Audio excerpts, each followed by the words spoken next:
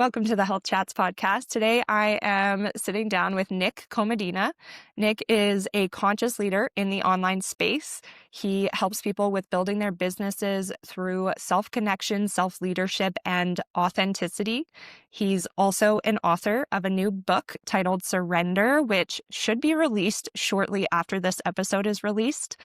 If you haven't already, I highly recommend pre-ordering it. I read the sample and can genuinely say that this book has the power to change your life if you're not currently living in your full potential. I'm excited for it to come out so I can actually read the whole thing. I'm also really stoked for this conversation. I see you, Nick, as someone who expands anyone that you just simply have a conversation with. I would be lying if I said I'm not a little nervous because my ego is like, we don't want to expand. We don't want to grow. So thank you for having this conversation with me.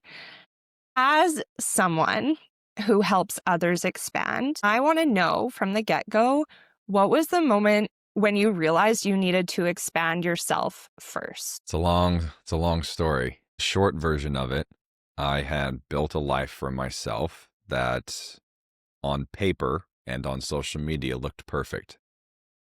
I had a multi-million-dollar business. I had a supercar. I had a big home, relationship, dogs, friends. Who means social influence, sponsorships, you name it all. And I hated myself.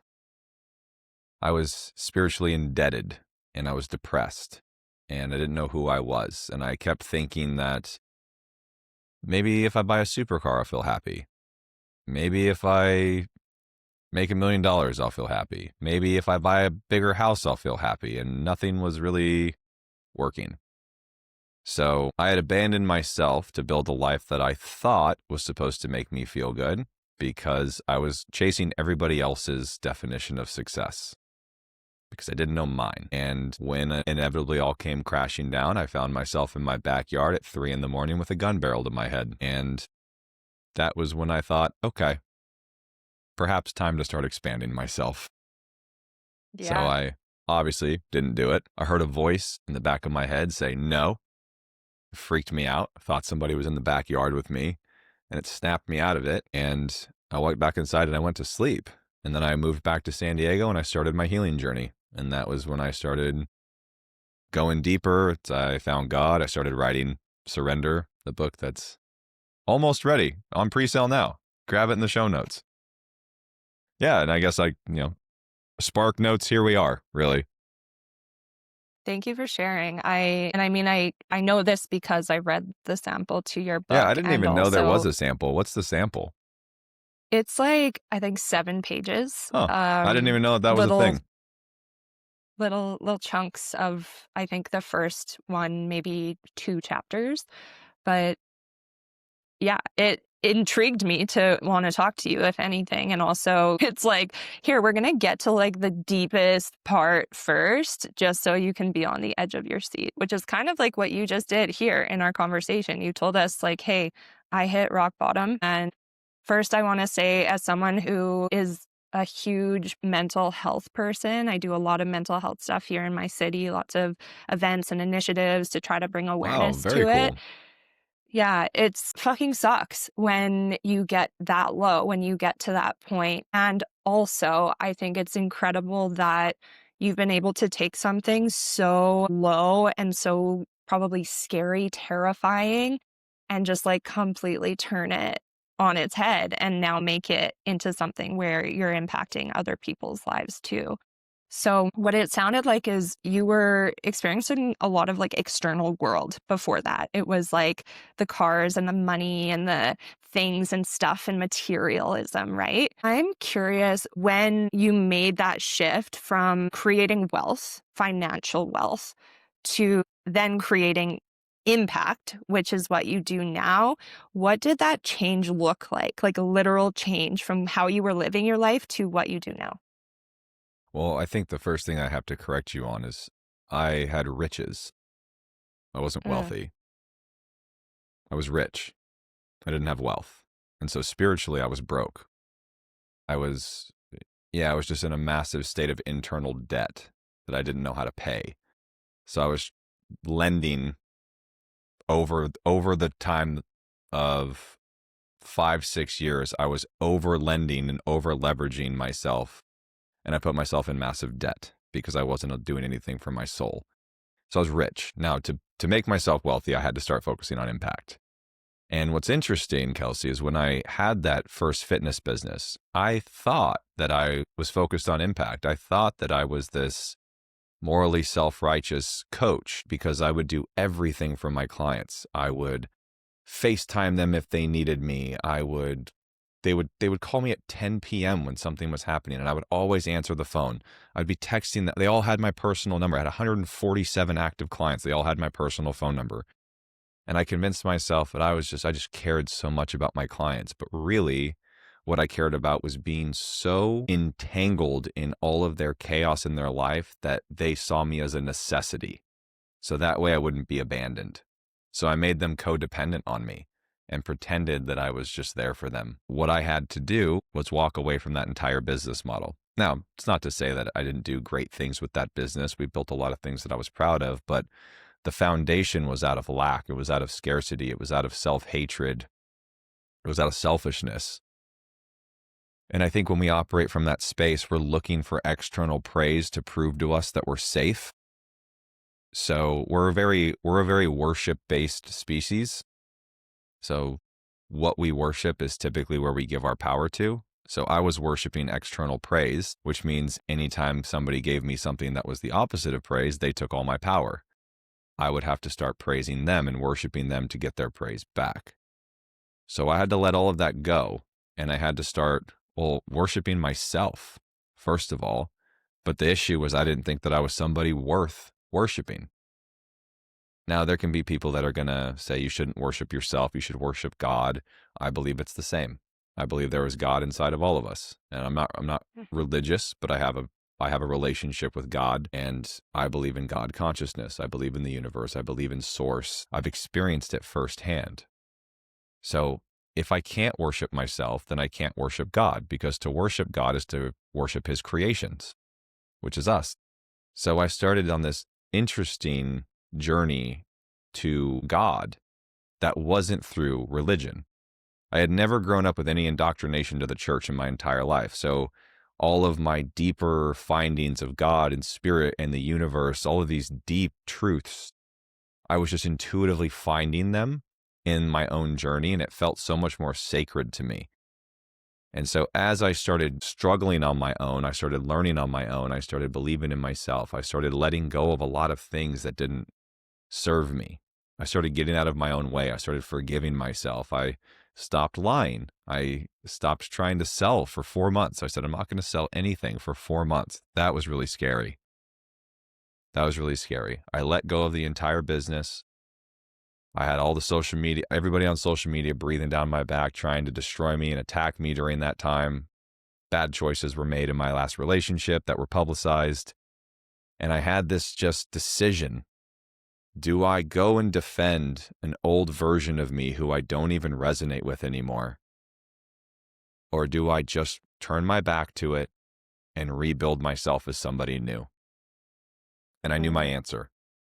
So I started my healing journey. I started letting go. I started meditating. I started going to the beach and journaling and crying and allowing myself to see myself, allowing myself to see how broken I really was and how much of a lover I really was, how much of my heart was so pure and really did just want love. And typically when we feel like something's being withheld from us, it's because we're withholding that thing from the world. So I realized that the source of love isn't coming from anywhere other than myself. And I'm not being that source for anybody. That's why I feel like I don't have love. That's why I feel unworthy of love. I'm not giving it. Or if I am giving it, it's transactional, so I get something back, which isn't actually love. It's manipulation. That was a hard one. And so as I started to heal, the veil started to lift itself. I started to see just the next step forward. And that scared the shit out of me. I just saw, this is what you should do. Not, here's what happens next. Here's what happens next. It was just, this is what you need to focus on. And so I started being a little bit more humble and a little bit more obedient when I had that word in the back of my head, that intuitive pull. It's called the law of inspired action, When you set your sight on something that you want, intuitively you'll start getting pulls to things that you have to do. The ego typically convinces you to not do them. So I decided, man, there's a lot of people that think that what I just had and built is what it's all about.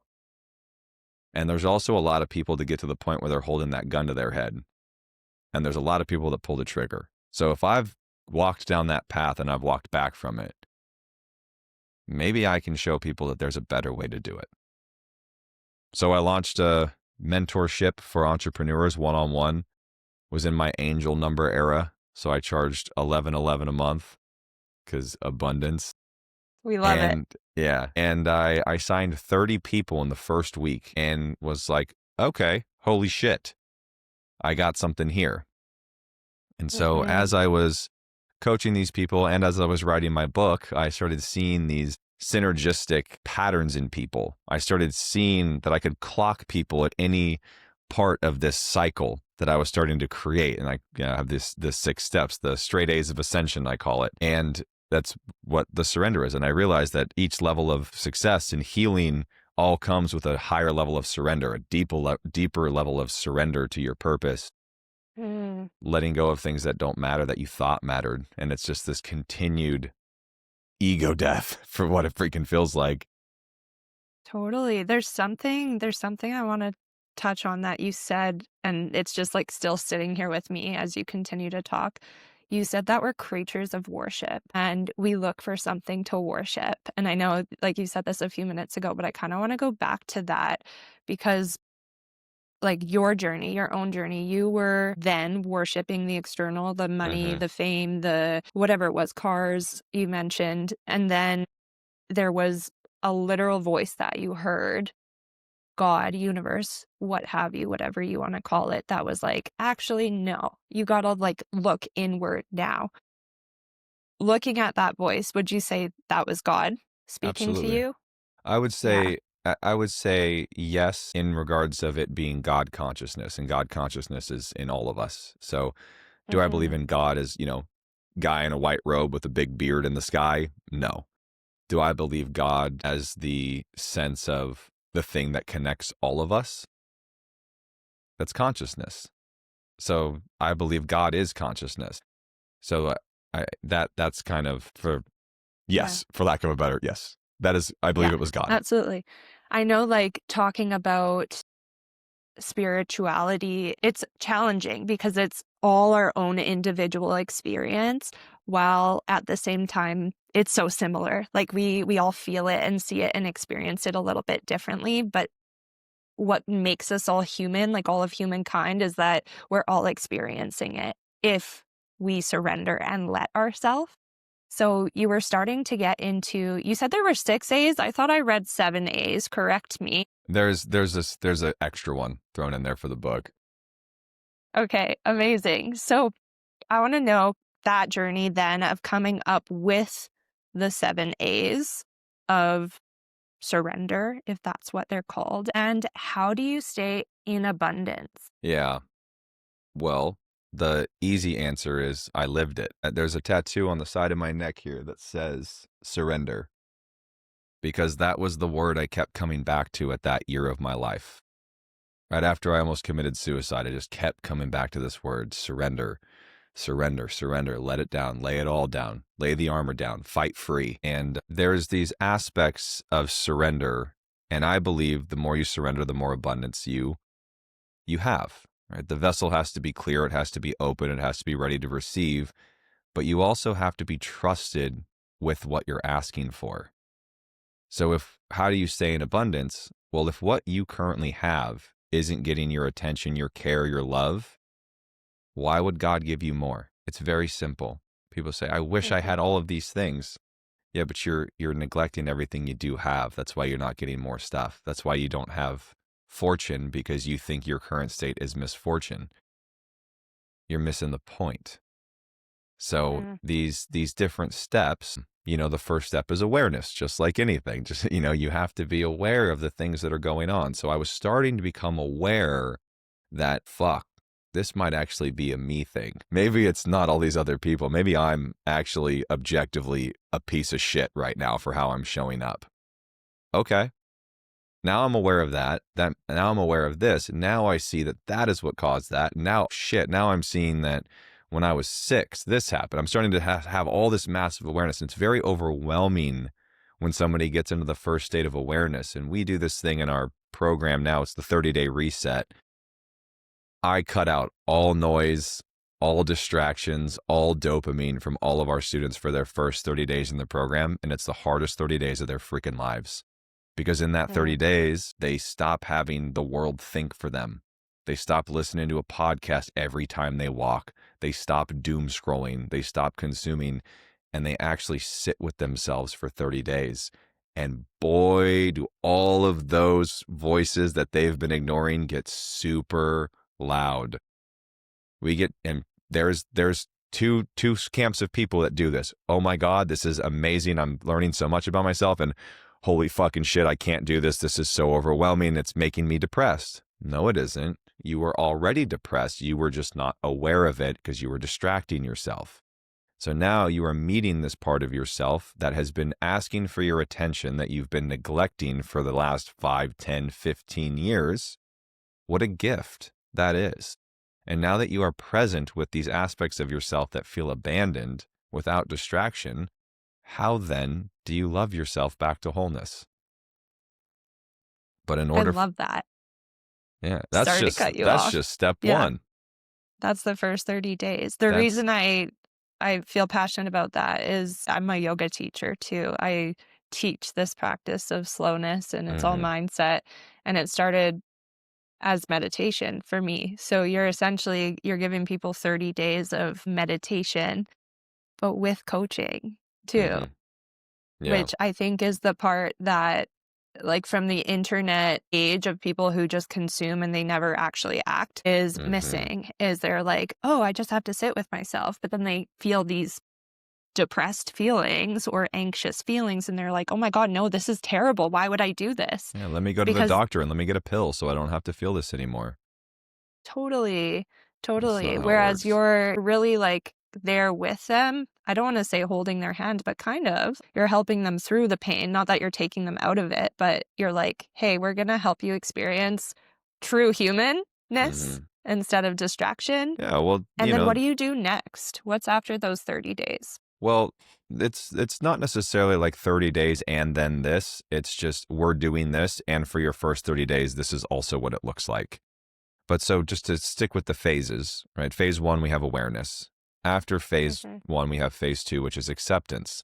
Now, these two are kind of interwoven. You have to become aware of the things, and then you also have to accept these things, accept these parts of yourself, accept what happened to you, accept that you don't need somebody else to acknowledge that you've been hurt in order for it to be real.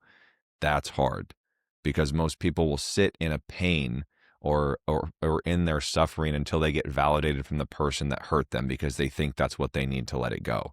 You don't need anybody else's participation in your own healing. You just need to accept that this is what happened to me, and it might not have been my fault, but it is my responsibility to heal from it now. It is my responsibility to forgive that person, or forgive myself for staying for so long, or forgive myself for repeating this lesson over and over again. And when you become aware of all of these things that you were seemingly unaware of, and you start to accept them, and to accept is to love. And we think that we have to withhold love from people. How could I possibly love that person? They hurt me. Yes, but you can love them for who they were trying to be to get their needs met and they didn't know any better.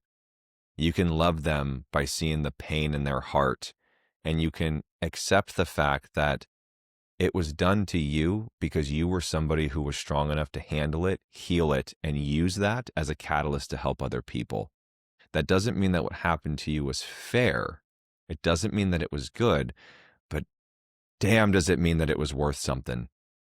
Damn, does it mean that you were put down here for a very specific reason, to go through very specific traumas to become a very specific human. What are the odds that all of that shit that happened to you, the stuff that usually breaks everybody else, that makes them get sour and hate the world? What are the odds that all that happened to you and you were still here trying to be good? That's for a reason. And when somebody accepts that fully, they get into stage 3. And stage 3 is the awakening. Awareness needs to happen. You got to accept it. Then you start to awaken. And when you start to awaken, you start to transcend the ego. You start to see that the things that mattered don't matter anymore. The veil kind of starts to lift. You start looking around the world and you see people operating unconsciously. It's literally like the Matrix. You can take the red pill or the blue pill. You take the red pill and you can't unsee how everybody is living from this state of fear. You can't how broken the world is. Not in a pessimistic way, but more in an optimistic way. I'm here to fix. I'm here to heal. I'm here to love the world back to what it was meant to be. I have awoken. I no longer live in fear. I'm not in the shadow. I'm pulling myself into my light, into my divinity. And now I start getting these intuitive feelings of how I want to serve the world. I start reconnecting to my gift. And a quick story about this. I had a client years ago. She had come to me. She wanted to start a business. She wasn't sure what. And one of our sessions, we had gone into a pretty deep hypnotherapy session and had gone up that she had been raped. And it was very intense and she had never let it go. And we ended up going there in that hypnotherapy session and went right back to the moment it happened. And she was having a bunch of nervous system responses, and she breathed through it. And I had her talk to that version of herself, but then I had her turn to him and I had her forgive him in the moment. And I had her tell me what she saw in his heart. And she started seeing him differently. She started seeing him as a broken man, a man who needed control, a man who was scared, a man who was probably being abused at home. And she had this awakening happen inside of her. And after that session, she realized, I want to create a healing center for women that have been sexually abused. That's my purpose. That's what it is. Yoga, meditation, everything. Mm. And it was like that one place that we are unwilling to go back and revisit typically is where that gem, that gift that you have for the world is hidden. And so, yes, what happened to her was objectively unfair. And because it was her, it showed her what her gift really was, which was to help all of these women heal and get back to wholeness just like she did. Mm-hmm. The awakening. Incredible. I'm going to continue to let you speak because you're answering all the questions I came with. That'll Really, happen, huh? one of the main questions was really like when someone comes to you and say they're stuck, because we're at 3 right now. We're at the awakening. What if someone comes and they're so stuck? They are such a victim of their life. Like, I imagine this has happened where you've had a client say, I don't know how long they work with you, 6 months or something, and they just can't let go.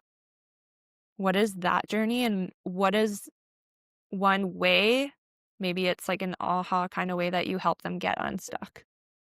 It's a good question, and there's a lot of nuance, but what I will say is that the best coaching is asking them questions so that they coach themselves. The ego can really only hold on for about 2 introspective questions before it starts to freak out. So, for example, let's say you have a single dad of 3 who is working part-time, can't pay his bills, but he comes to us and says, I know I'm meant for more. I want to serve the world. I just don't have the time to put into growing my business. Okay. What are you doing with all of your time then? Well, I work nonstop and then I have the kids and then I have this. Do you ever have time where the kids are asleep and you don't have to be on top of them? Yes, but by that time I'm exhausted. Okay. Are you typically exhausted all the time? Yes. Okay. So would you be willing to be a little bit more exhausted for a short period of time to make money in this business so you could get your time back? Then you could go all in on this business and then have full control over your time schedule and your finances. It's not that simple. I have this. Okay. Has there ever been a single dad of 3 that was busy like you, that made it happen. Yes. Okay. What do you think the difference is between you and that person? And that right usually right there is when the ego starts to have a huge fucking fit because Mm, it's caught. And so something that all my staff and I are trained on is we're trained on subconscious, we're trained on trauma work, we're trained on psychology, NLP, human behavior, all that stuff. It's important. It is. It's like the most important aspect of business is the spirit or the consciousness of a person. I've seen egos destroy businesses, and I've seen souls create empires when you do it the right way. So we always say never waste a trigger. When somebody is triggered, when somebody's fighting us, we get some pretty gnarly messages in the DMs. And yeah. whenever somebody is coming at me the most aggressive, I know they are right at the breaking point of the ego because the ego is always the loudest when it feels the most threatened. So Mm, that's how we know we got them. So when they come in, guns blazing, I'm a victim, I can't do this, I can't do that, you don't understand. You're right. Then why don't you explain it to me?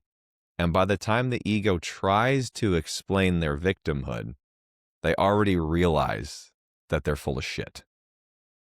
that's great. I often say never let a good trigger go to waste. So I love that you guys also say that. That landed really, really well, and it's cool to get some insight into the psychology of. I used to work in sales, so it's kind of like sales psychology, human behavior, same Yep. thing, depending, I mean, on the industry and your intentions behind it too. Yes, very important. So, yeah, really, really good answer. You've talked a lot about like nervous system regulation, and I want to get back to the A's because you mentioned that you do a lot of like nervous system and breath work. Like people are in that awakening, talking about their trauma. Some therapists listening to this right now might be like, who are they to, X, Y, and Z? But I listen to this and I'm like, you're doing the work that some people aren't willing to even touch. Right.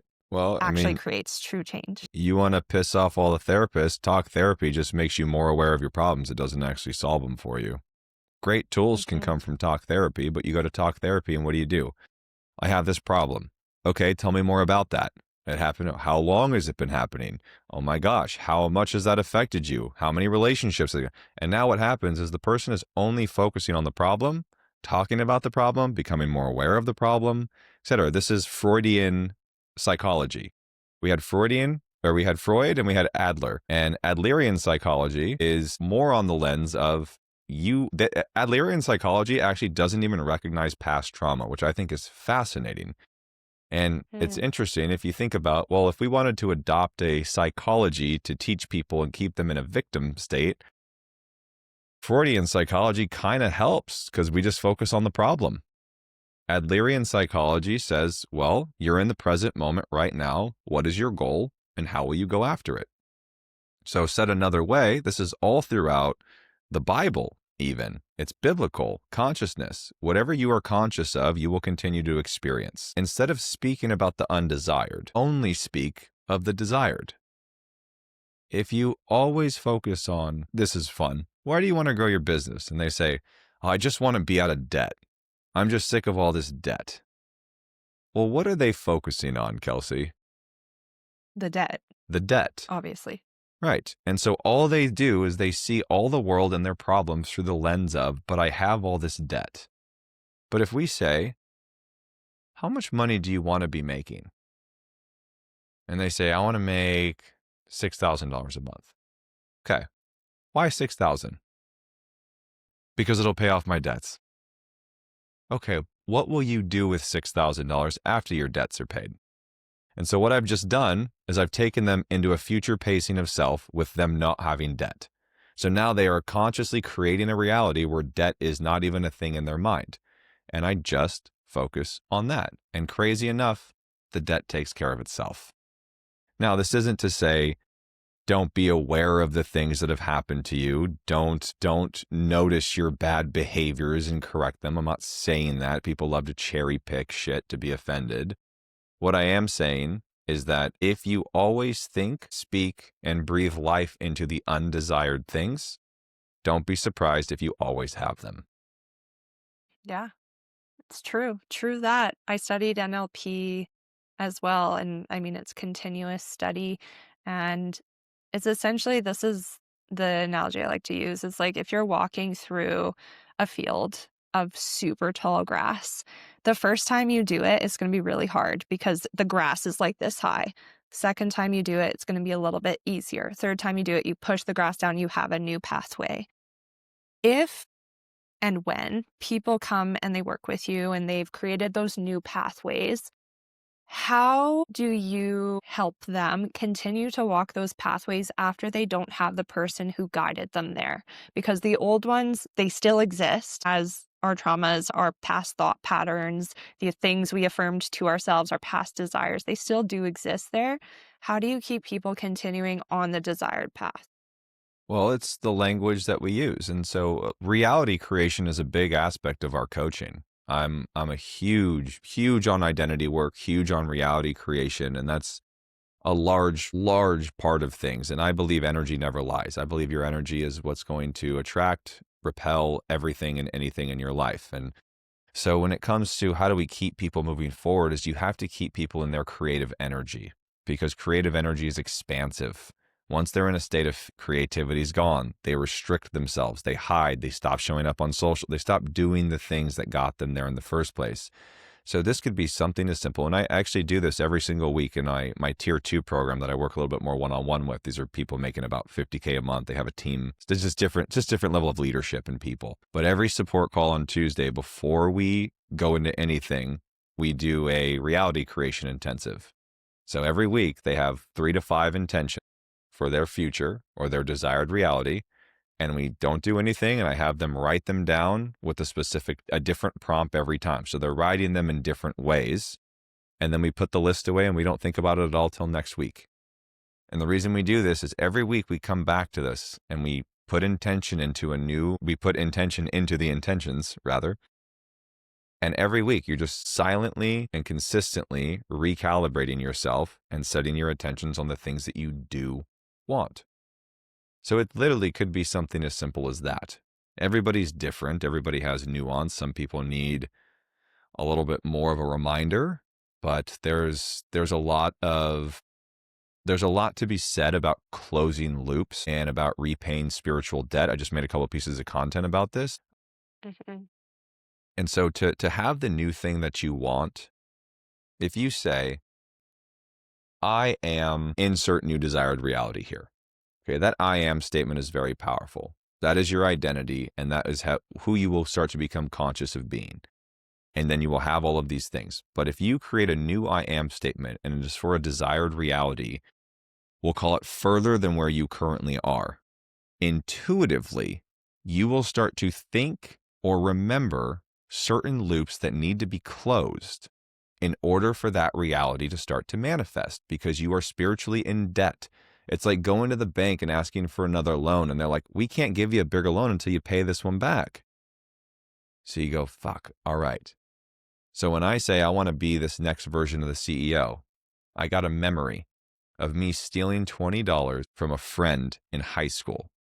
And I thought to myself, God, with interest, I probably owe him at least $2,000. And I thought that, and I ignored it. And things started happening that were not to my favor, Kelsey. I got a Mm, random $38,000 bill that came out of nowhere. I was like, there's no way this is mine. Had clients drop off that were seemingly great. And I kept coming back. I should probably pay him $2,000. That's crazy. So I sent him a mhm, message, told him everything that happened. And he gave me his forgiveness for doing that. And what happened was, even though it was seemingly not a big deal, I had this open loop of guilt and shame running around in my subconscious around money because I had stolen mm. and I knew it was wrong. So I sent him $2,000. Come to find out, he had just gotten a shit ton of hours cut at work.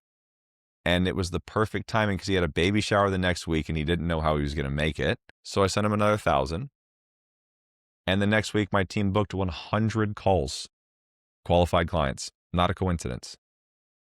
No. So to keep people moving forward, we're always closing loops, cutting things off, deleting photos of old exes, all of these things that keep you tethered to your past, stop you from calling in a new future. That's see, I knew this would be an expansive conversation. Very impactful, What and about I that love just the language impacted you're you? sorry? I said, what about that just impacted you? The closing loops.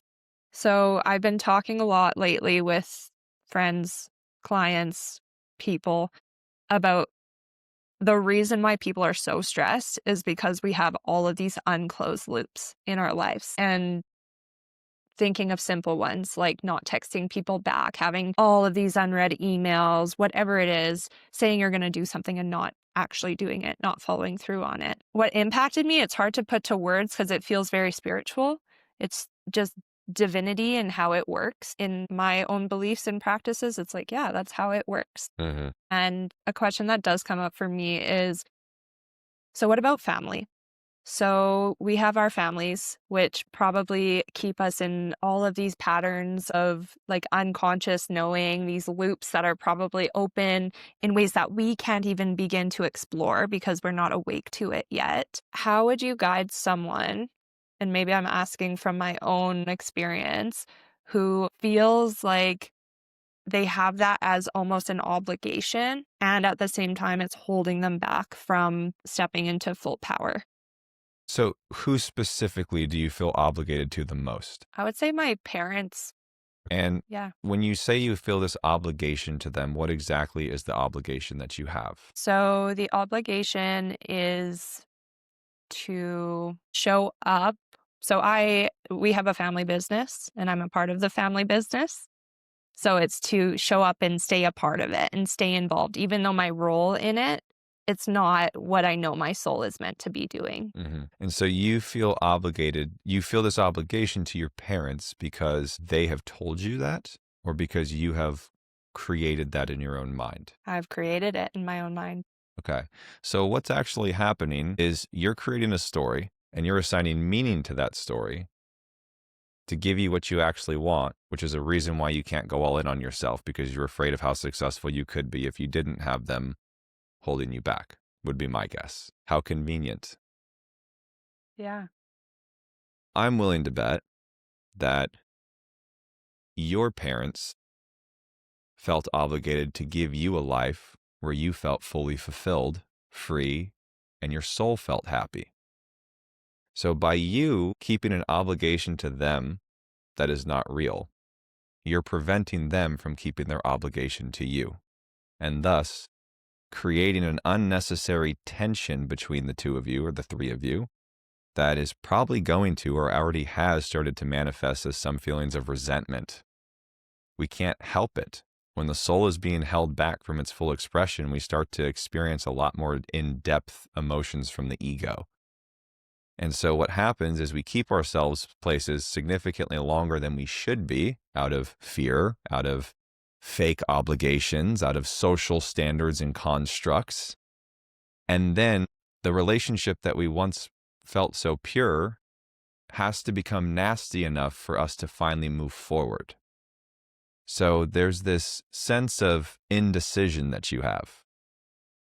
And indecision is where anxiety exists. Once you make a decision, anxiety will be gone.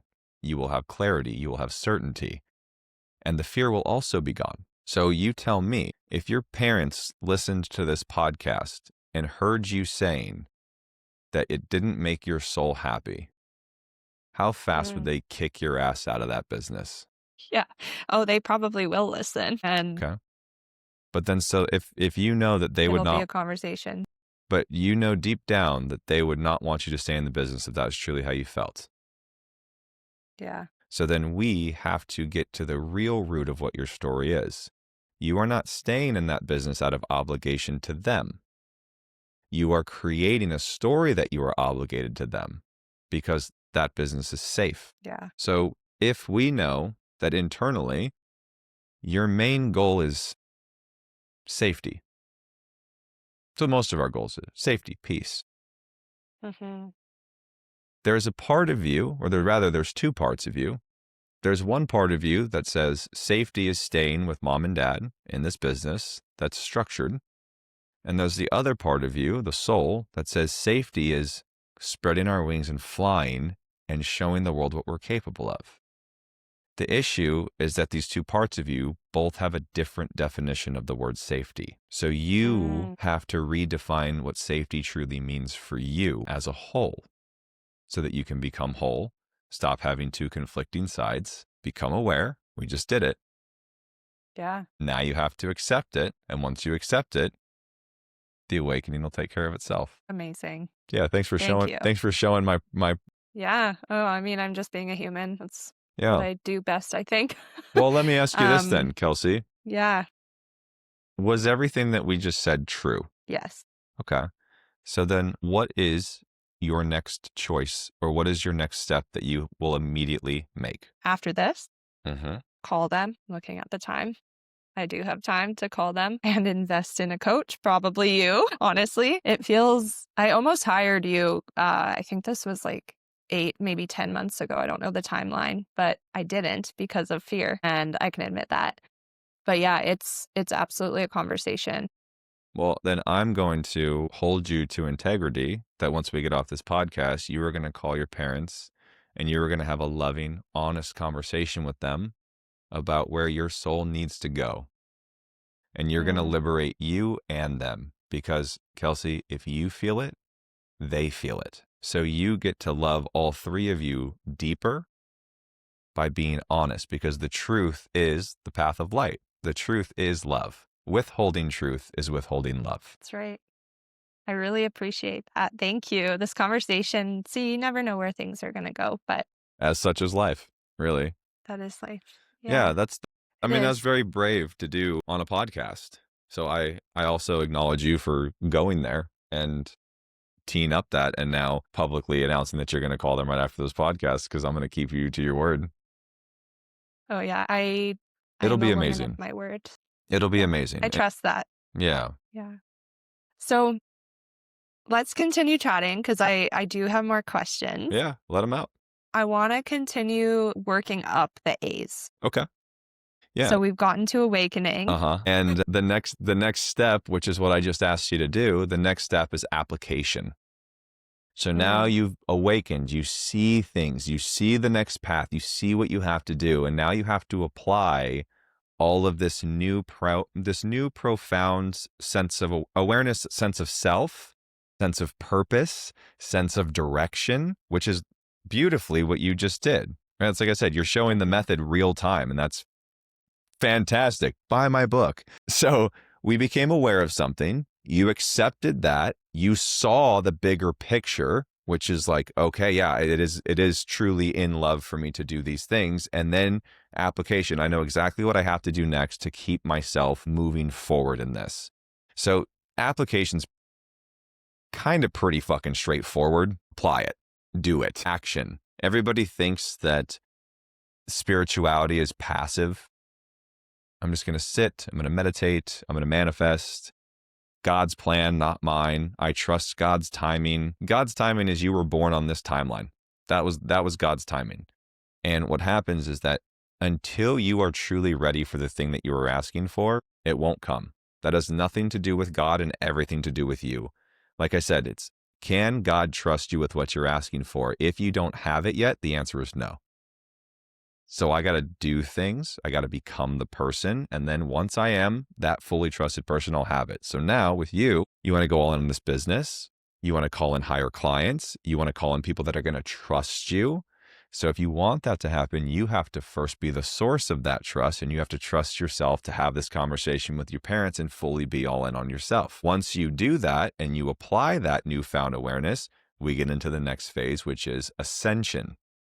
And ascension, this is where shit starts popping off. Happens almost simultaneously. If I have time, I'll tell a quick story about this. Hmm. So this happened last night, so it's very fresh in my mind. We were doing a spiritual debt audit of where in your life. This is a great reflection question for anybody watching this right now or listening to this. Write down the question: what areas of my life are currently reflecting back to me an area where I am spiritually in debt, and what do I have to do to repay that debt? That question can bring up a lot of stuff for you. So, for example, we started talking about how if you are seeking love, If you're like, I really want a partner, I really want to find somebody, and you are dating and nobody's coming up short, and for some reason you just can't seem to get it. Well, there is a loop that needs to be closed. There is a debt that needs to be paid to yourself where you love yourself enough for a partner to be able to do the same. A lot of times people are broken and they're looking for a partner to fix them. But really, when you fix yourself, you'll find a partner who fixes you further. I said this thing of if you have photos of a past ex and you're still holding on to them because you can't get yourself to delete them, and then you finally delete them, love is very likely to appear. And one of my clients had this massive look on her face like, oh my God. And she said, I have to share right now. And she unmuted herself, and I said, what's up? And she said, because she had a relationship end about 2 years ago, and she's been dating for 2 years and hasn't been able to find love, been having not the best of luck. And she said, literally last week, I finally deleted all of the photos of him, and I went to the gym and I met a guy, and he's Mm, incredible. The second that she had that awakening, she closed a loop, ascension, the thing that she asked for immediately came. So when it mhm. comes to you making this decision, right? We'll just keep using you as client zero here. Yeah, use me. I'm here. Hi. Once you have this conversation with your parents, it's very important to speak command over yourself and not doubt. Because when you speak doubt, you instruct weakness. When you speak command, you have power. So I'm not sure how this is going to work. I'm going to make this work. Everybody thinks it's humble to say, I'm not really sure how, but I know I'm going to. No, I will figure it out. I know I'm meant for this. This is my path. This is where I'm being pulled, and I will make it work. The second you do that and you close this energy loop that's been open, you are going to see things that feel supernatural almost. Kind of like, what are the odds of that? And that's where you kind of just have to laugh. I've been doing this work for years, and even with that conversation last night with her, I still had to laugh because it still blows my mind every time, even though I see it every single day from clients. Every day. We have this thing when we do our live events. We have a 3-day coming up next week. Every time people sit down, I say, I just want to let everybody know there's going to be some crazy shit that happens to you this weekend. We're all here meditating, breath work, talking about this, doing some work. And last event, this guy stands up and goes, holy shit. I'm like, what? And he said, I thought this deal was lost. He literally had somebody text him back closing like a $4 million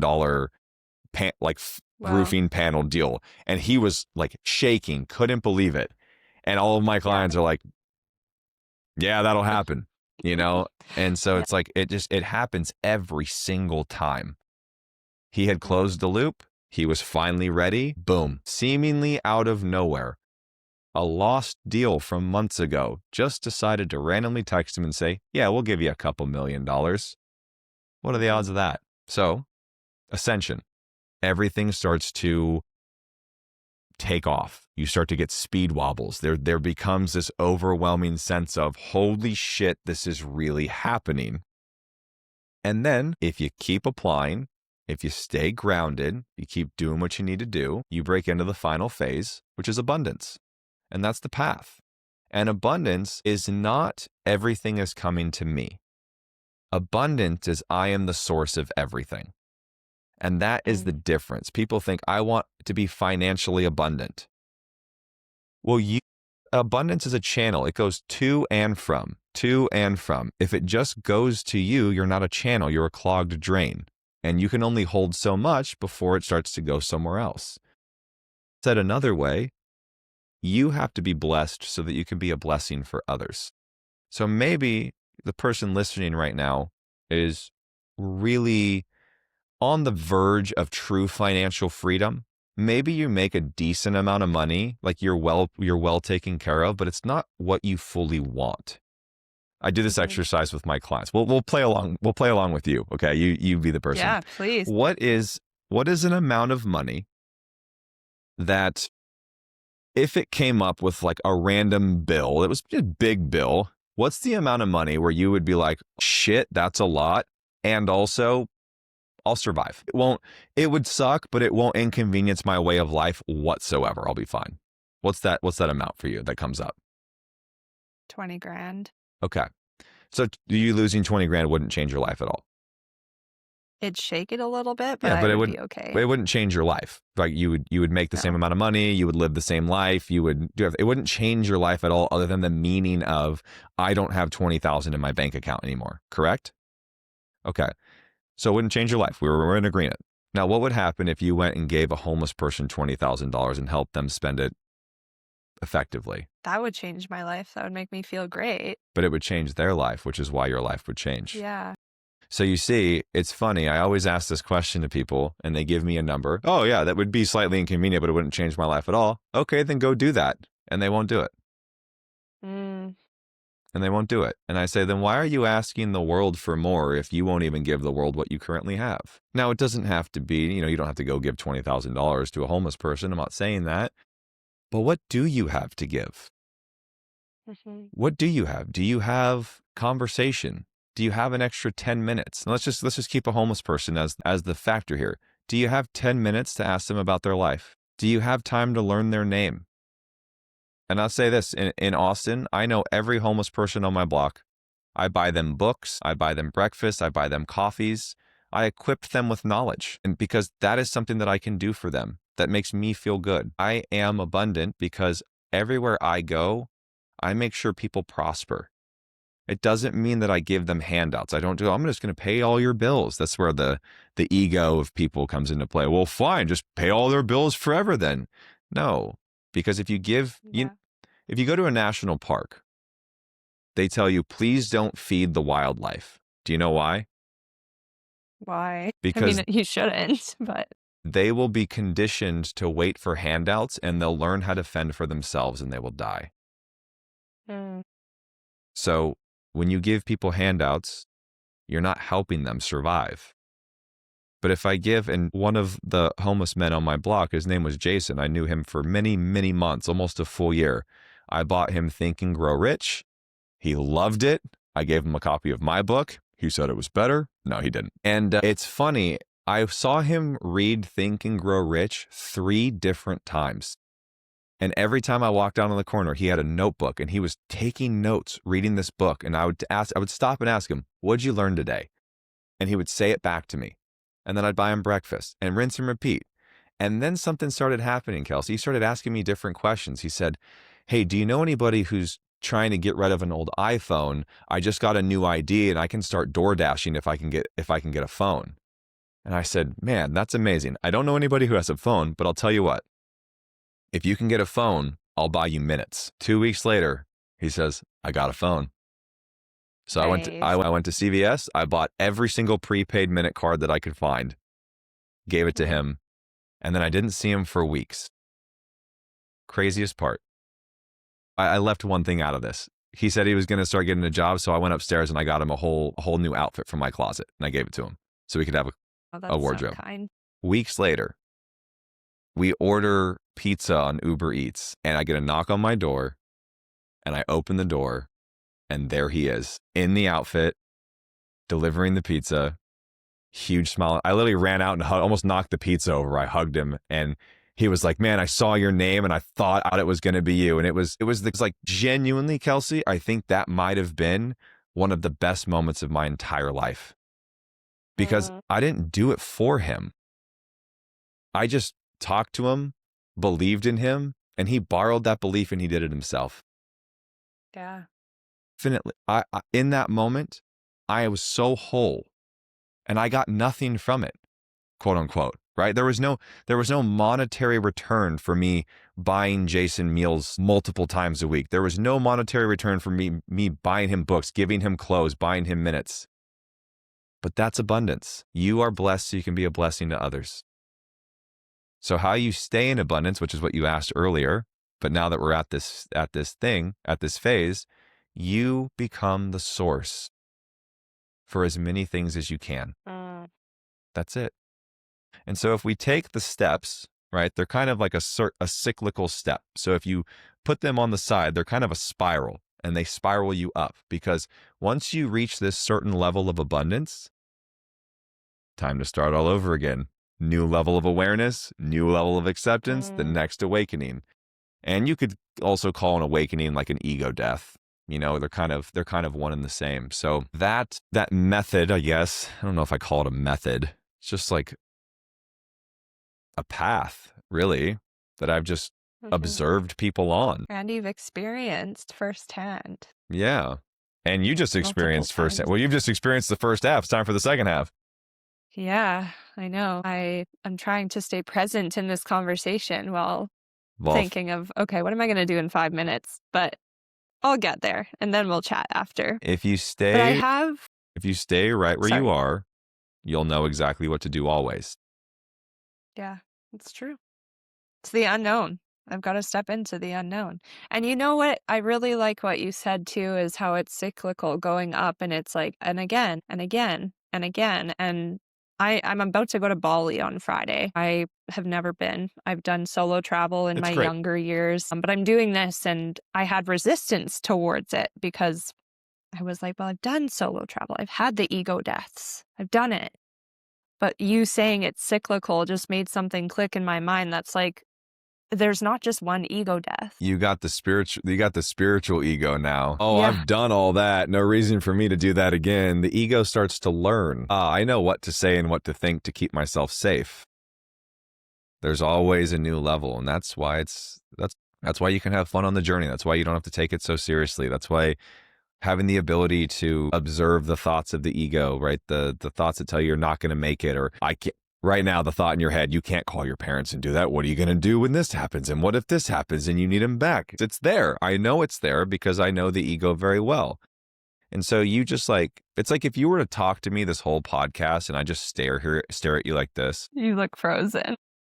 you start getting awkward though, right? Your physiology starts Yeah. changing. You start nervous I'm giggling. like, The what is ego, going on? the Yeah. ego's the same way. It needs an active listener in order to be relevant.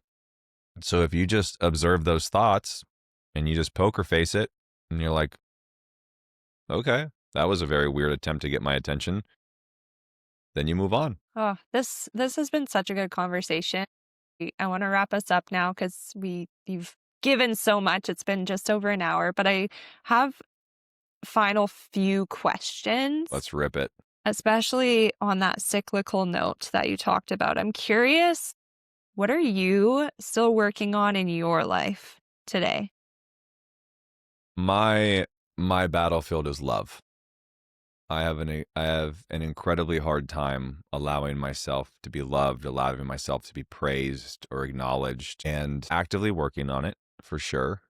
But I have a tendency to not I have a tendency to undersell what I actually do for people, how much I show up, how valuable I am, and I undersell my accomplishments because in my mind it just feels as though that's what I was supposed to do. It's almost like I have too much of a sense of knowing of what I'm going to accomplish and what I can do for people that it doesn't actually give me dopamine anymore, if that makes sense.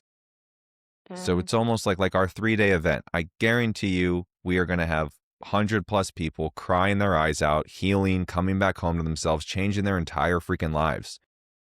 And even if I'm the one curating that, it's like I don't feel like I can ever take credit for it.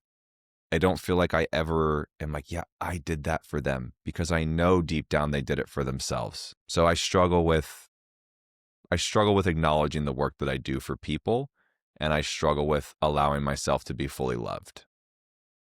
Thank you for sharing that. I Of course. think, I mean, it's tough to talk about our struggles, which here I am sweating about the fact that I Hey, you just opened killed up it. to. But it is hard. And as someone who also runs events, which is another thing that we can talk about another time, I think like when you are that person standing in front of an audience, that seems to be a normal. Like I struggle with that too when I am connecting humans or even in a yoga class, whether it's 5 people or there's 50, 60 people there. I think knowing what you're facilitating for someone, when you have the awareness of that, it's easy to block yourself off as that facilitator. But what I'm reminded of time and time again, which I know it takes my own self reminder and knowing is like, you did this, Yeah. that's your journey and you'll get there. I'm Yep. sure you know that. So, final question. How do you define success? It's an amazing question. I have two different answers to this. So I have the more physical aspect of success, because that is a part of success. My three pillars for physical success is financial freedom. And what I mean by that is I never have to say no to anything because of price. That's what I mean about financial freedom. I don't mean that I go buy fucking super yachts and shit like that. I mean, I go out with my friends, and if I want to pay for dinner, I just do it. If I'm with somebody and they can't afford something and I can just pay for them, that's fantastic. If I want to go on a vacation, I fly first class. That's financial freedom for me. The ability to have a heightened experience without guilt, shame, or fear. Second is time and location freedom. I can do what I want, when I want, wherever I want. So I work online. I can go to Bali. I could meet you in Bali tomorrow. Well, in probably 2 days, but I could meet you in Bali in 2 days and still get all of my work done, and all of my clients are happy. All of my clients are served. That's part two. And then number three is body freedom. My body is fit. It is healthy. It is mobile. It can do what I want. I don't have to say no to hiking. I don't have to say no to running. I don't have to say no to adventure. If I don't have these three things, there's something going on internally that these three are reflecting back to me. So if my finances are not, or if my finances aren't there, like money is nothing more than a confirmation of the energy that's internal to you. So if there's something going on with my finances, there's something going on inside of me.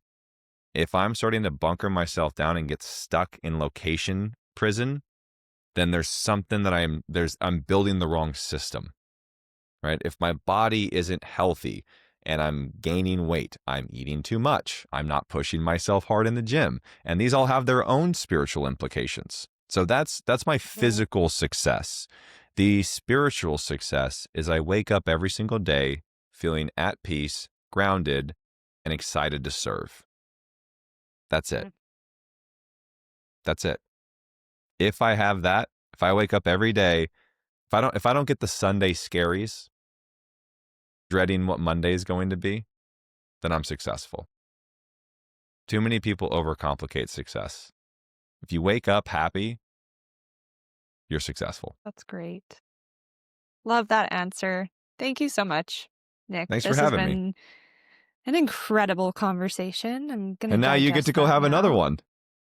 Yeah, I sure do. I sure do. And then I teach yoga too, so I'm going to bring some deep, deep energy into that class tonight. There's no coincidence for sure. What a perfect spike up. You're gonna sleep like a baby and you're gonna wake up in a new timeline tomorrow, Kelsey. I'm excited for you. Yeah, thank you. You'll have to let me know Thank you, how it thank goes. you. I will. I'll send you a message. I'll also plug all of your stuff in the show notes below for anyone who might be interested in I reaching out, appreciate that. working with you. Get his book. Get my I'm going to book, get it. please. Yeah. Look, I know it's a little bit more expensive on Amazon right now because it's pre-order, because Amazon cuts the prices. You can wait, but if you guys do pre-order it, it does help me get Amazon bestseller, and that would be cool. Awesome. No pressure though. Yes. Okay. We will do it. I'll get some people buying your book. Thanks, Kels. Thank you again. Okay. Peace. Peace.